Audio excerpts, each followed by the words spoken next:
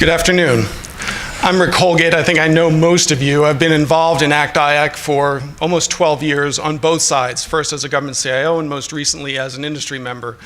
And over that time, I've seen ACT-IAC evolve and endure through a recession, through sequestration, through shutdowns, and even through a superstorm. And through all of that, I've seen it still remain the most trusted source of collaboration in government and the most impactful source of objective, unbiased advice to government.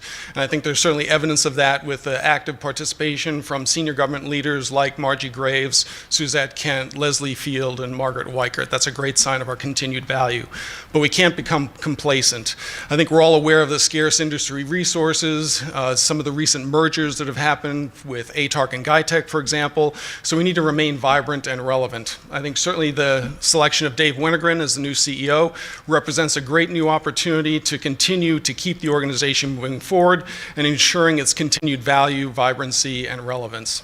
I'm personally excited about my new role at Gartner as an executive partner because I get to interact with roughly 20 federal CIOs on a regular basis from a broad swath of agencies, including parts of DOJ, parts of the Navy, parts of the US courts, parts of the Capitol Police, a wide swath of federal agencies, and that gives me a couple of opportunities for open communication.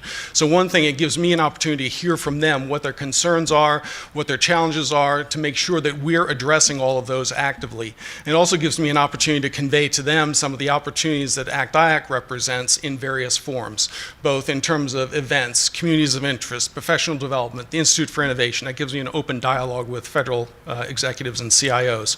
But I think there's still more work that needs to be done, specifically 4 priorities that we need to focus on. The first one being continuing to expand and broaden and deepen the membership of ACT-IAC beyond our traditional membership companies to include a broader set of product companies and broader sets of technology, including medical technology, Internet of Things technology. Jackie Everett and I have been given that responsibility for the last year. I think there's still more work to be done there as well. I think we also need to broaden the geographic outreach of ACT-IAC beyond the Beltway to include more participation from a broader community that's out there.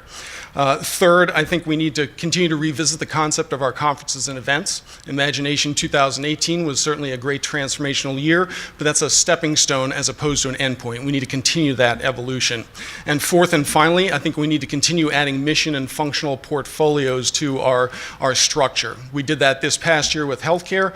We need to continue on that journey with other portfolios to include public safety and law enforcement and other operational technologies. I think all of those activities in the aggregate will give us an opportunity to continue evolving and continuing to remain relevant to our members. Thanks for the consideration. I look forward to serving you.